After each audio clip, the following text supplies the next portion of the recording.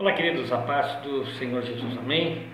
Sou o Roberto Recílios, sou editor do blog Grito de Alerta, também apóstolo do Ministério Apostólico de Geração Graça e Paz.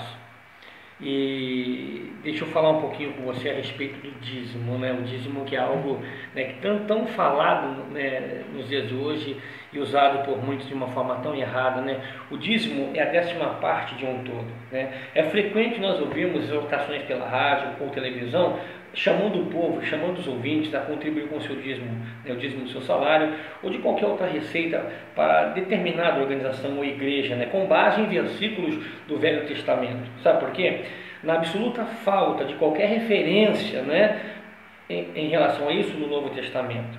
É um exemplo clássico da retirada de versículo fora do seu contexto, para uma indevida aplicação, tá certo? Então, vamos ver 3 ocorrências do dízimo encontrada no Antigo Testamento. Primeiro, o dízimo dado por Abraão a Melquisedeque. Gênesis 14, 17, versículo 23. Depois que Abraão voltou de ferir a Quedorlaomer e aos reis que estavam com ele, saiu-lhe ao encontro o rei de Sodoma, no vale de Savé, que é vale do rei. Ora, Melquisedeque, rei de Salém, trouxe pão e vinho, pois era sacerdote do Deus Altíssimo, e abençoou Abraão. E Abraão deu-lhe o dízimo de tudo. Então o rei de Sodoma disse a Abraão: dá-me a mim as pessoas, e os bens toma-os para ti. Abraão, porém, respondeu: não tomarei coisa alguma de tudo o que é teu, nem um fio, nem uma correia de sapato, para que não diga, eu enriqueci Abraão. Então, sobre este evento, nós temos referência no Novo Testamento. Vamos lá, onde em Hebreus 7, do 1 ao 9, que fala também a esse respeito. Porque este Melquisedeque, rei de Salém, sacerdote do Deus Altíssimo, que saiu ao encontro de Abraão, quando este regressava da matança dos reis, e o abençoou, a quem também Abraão separou o dízimo de tudo. Considerai, pois, quão grande era este, a quem até o patriarca Abraão deu o dízimo dentre os melhores despojos, e por assim dizer, por meio de Abraão, até Levi, que recebe dízimo, pagou dízimo.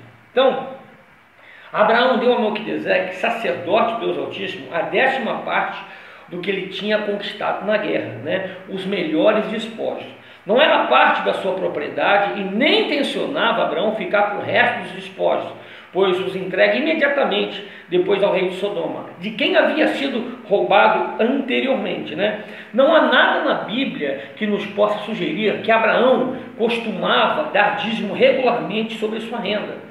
É, portanto, um absurdo, ridículo concluir que essa ocorrência isolada e apenas demonstrativa da superioridade do sacerdócio Melquisedeque sobre Abraão e sobre o sacerdócio levítico seja exemplo válido para exigir que o cristão pague 10% do seu salário, não despojos de guerra, à sua igreja ou aos pregadores no rádio, na televisão, como alguns destes sustentam, não é verdade? Outro ponto importante: o dízimo prometido ao Senhor por Jacó, em Gênesis 28, dos versos 20 ao 22. Fez também Jacó um voto, dizendo: se Deus for comigo e me guardar, e me der pão e vestes, de modo que eu volte em paz à casa do meu pai, e se o Senhor for meu Deus, então tudo quanto me der, certamente darei o dízimo. Jacó, neto de Abraão, primeiro reconhece que o Senhor é Deus, depois ele propôs um negócio. Se o Senhor cumprisse com as condições estabelecidas por Jacó, então Jacó lhe devolveria um 10º. Essa é a primeira e única vez que lemos na Bíblia sobre alguém que promete devolver a Deus o dízimo de tudo que ele receber. A importância dessa proposta de Jacó, ou Israel, como Deus chamou mais tarde, é que o Senhor o aceitou e cumpriu com sua parte. Com base nela, estabeleceu as regras dos dízimos na lei dada aos descendentes de Moisés. Não se recomenda a nenhum cristão negociar com o Senhor desta forma, muito menos considerar que ele e seus irmãos na fé são obrigados a pagar dízimo por causa do que Jacó contratou. Desse exemplo aprendemos que Deus não espera um dízimo antes de ter abençoado o contribuinte. Jacó declara que devolveria a 10ª parte a Deus, mas como? Ainda não havia igreja, como dizendo, local, né? Templo ou sacerdócio levítico. E não havia como entregá-lo pessoalmente a Deus ou a um anjo. Mas havia duas maneiras diferentes, né? Participar de uma parte, ele próprio e sua família em comunhão, e também com agradecimento a Deus, né? Conforme Deuteronômio 12, 6 e 7, e distribuindo ao estrangeiro e aos órfãos e às viúvas, conforme Deuteronômio 14, 29, né? Que é a base: estrangeiros, órfãos e viúvas. O terceiro ponto também, que é muito importante, os dízimos exigidos de Israel pela lei de Moisés, né? Seria necessário ler a lei para verificar todas as suas minúcias, né? O povo de Israel era composto, né, de 12 tribos, das quais uma, a de Levi, fornecia os sacerdotes e escribas para o serviço de Deus, né, e para a instrução do povo. Essa tribo não esses conhecidos como a tribo de Levi, né, não herda território do qual pudesse tirar sustento da terra. E os dízimos se destinavam principalmente ao seu sustento, né, e à própria manutenção do templo. Os dízimos eram cobrados apenas dos fazendeiros, que pagavam dízimos em espécie sobre o que cultivavam e criavam, havendo a cobrança de 2, né, durante cada ano, e um terceiro a cada terceiro ano. Então, quem não fosse fazendeiro pagava apenas meio ciclo por ocasião da Páscoa.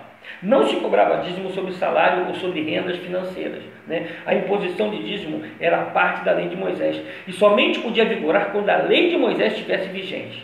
A lei de Moisés terminou quando Jesus Cristo morreu na cruz, dando início ao Novo Testamento com o seu sangue, né? Com o Novo Testamento, o pagamento de dízimos pelos filhos de Deus cessou completamente, né? Hoje não tem lei para você dar dízimo.